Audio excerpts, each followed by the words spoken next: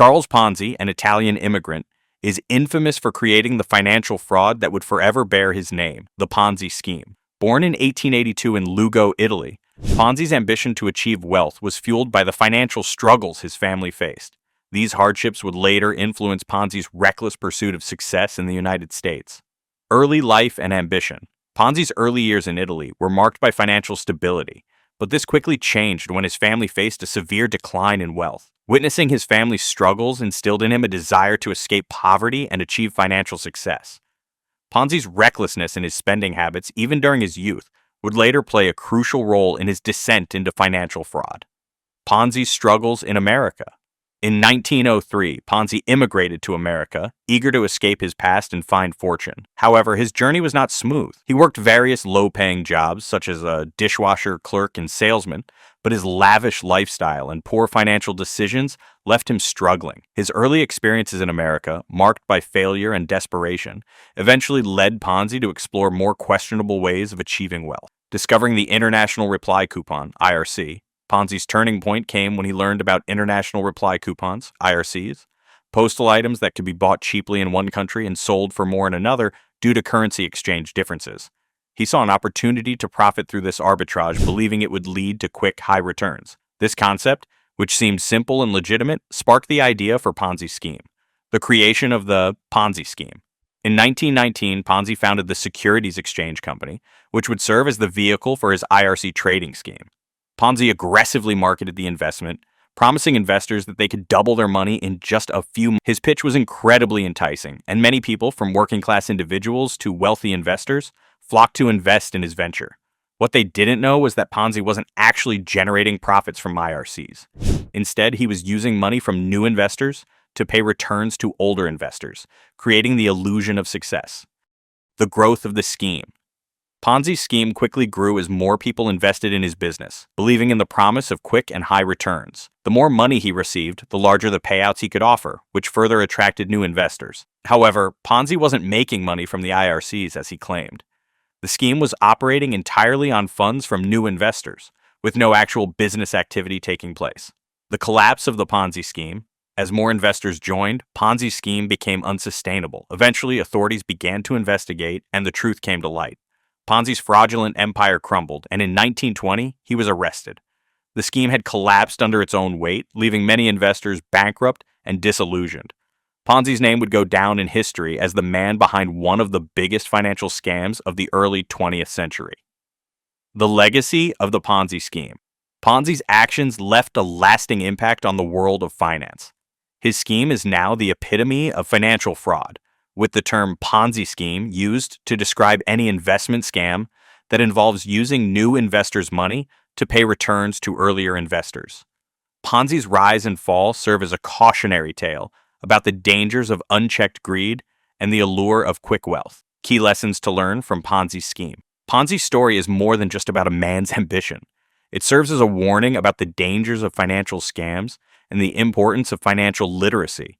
His rise to fame was built on empty promises, and the eventual crash resulted in catastrophic financial losses for countless people.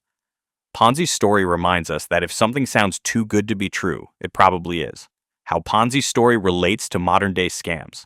Ponzi's legacy is a stark reminder of the importance of due diligence when it comes to investments. The lessons from his scheme are just as relevant today as they were in the 1920s. As financial scams continue to evolve, Ponzi's story teaches us to be skeptical of too good to be true opportunities and to always do thorough research before investing our money. Charles Ponzi's rise and fall.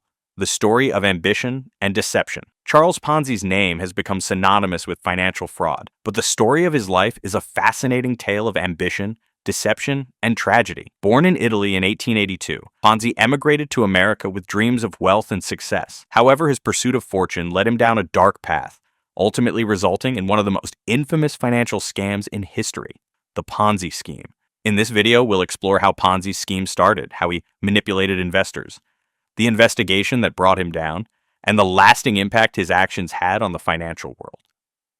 The beginning of Ponzi's scheme. Ponzi's story begins in 1919, when he founded the Securities Exchange Company in Boston.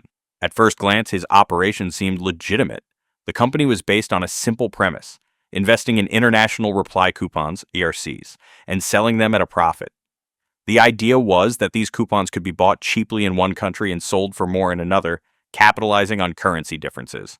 Ponzi promised investors they could double their money in as little as 90 days, an offer too good to resist. Ponzi's confidence and charisma helped him sell the dream. He painted a picture of a simple and highly profitable venture that would enrich anyone who invested. The lure of quick wealth, paired with his convincing promises, attracted many to his scheme. At first, it seemed to work. As new investors poured in, Ponzi used their money to pay the returns promised to earlier investors, creating the illusion of a thriving, profitable business. This cycle of attracting new investors and paying returns to earlier ones only fueled his growing sense of optimism. Building trust through manipulation. Ponzi was a master at manipulating perception. He didn't just rely on his promises, he used psychological tactics to build trust and credibility with potential investors. Ponzi frequently shared stories of his supposed success, showing off the profits he was generating from IRCs. He often had testimonials from satisfied investors, showcasing their positive experiences and the wealth they had gained through his operation. This social proof played a crucial role in convincing others to invest, as people tend to trust the experiences of their peers over abstract promises. Ponzi also cultivated a personal connection with investors. He would meet them face to face and engage in personal conversations, making them feel valued and important. This helped to foster a sense of loyalty, making it easier for Ponzi to convince individuals to part with their hard-earned money. His persona as a savvy businessman who had discovered a hidden opportunity made his operation irresistible to many, and the buzz surrounding his venture grew exponentially. The scheme's growth. As Ponzi's operation gained traction, it seemed as if his venture was thriving.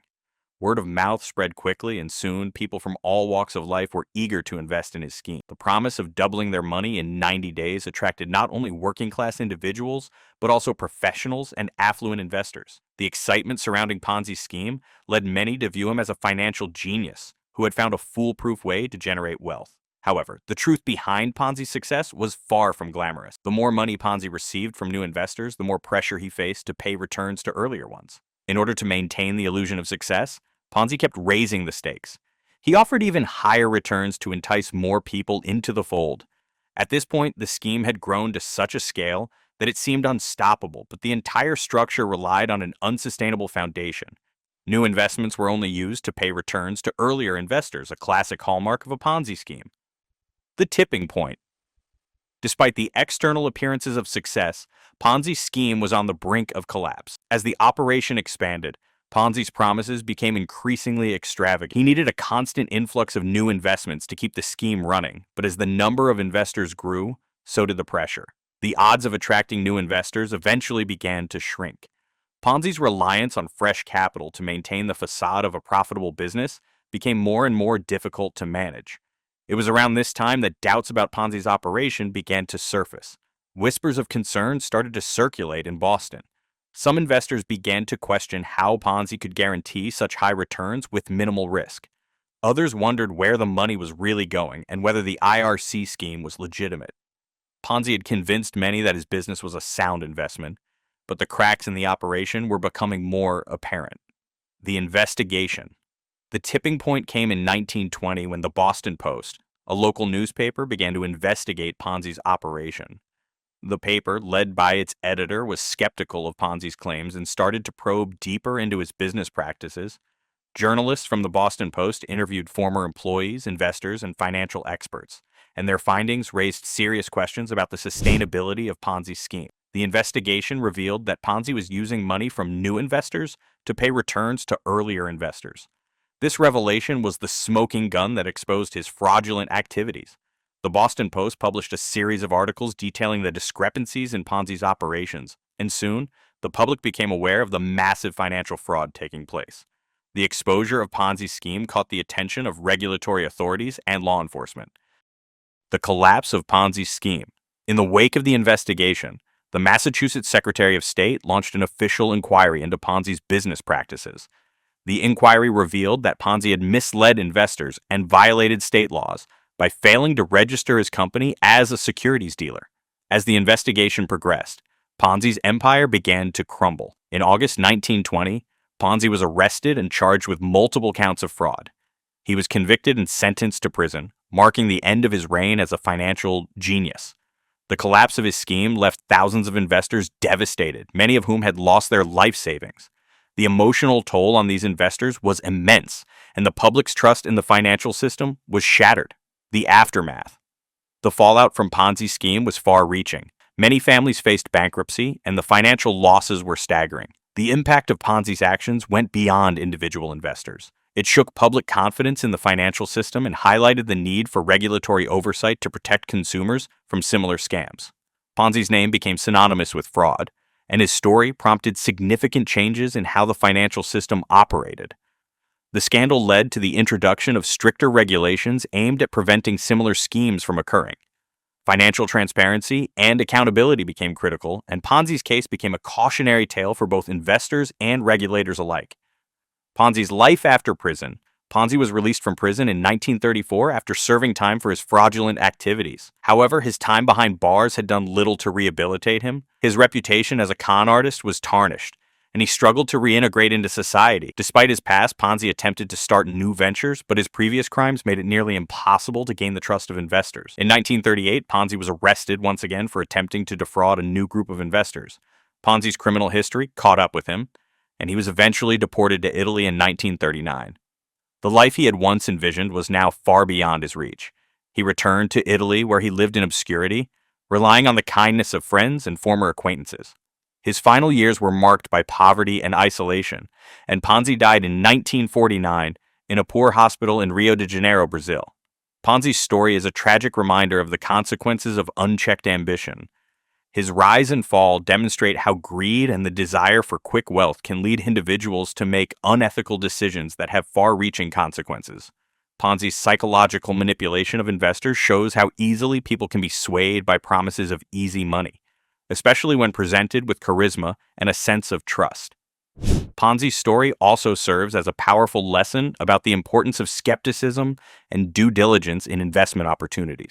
In an age where financial schemes and investments are often marketed as foolproof, Ponzi's life reminds us that if something seems too good to be true, it probably is. His story emphasizes the need for transparency, accountability, and regulatory oversight in the financial system.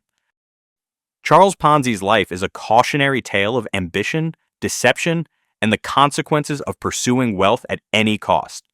His name will forever be associated with financial fraud, and his scheme serves as a reminder of the dangers of trusting in promises of quick and easy wealth. By learning from Ponzi's mistakes, we can better navigate the complex world of finance and avoid falling victim to similar schemes. If you found this story insightful, don't forget to like and subscribe for more content on financial history, scams, and the lessons we can learn from them. Thank you for watching, and remember to stay informed and cautious when it comes to your finances.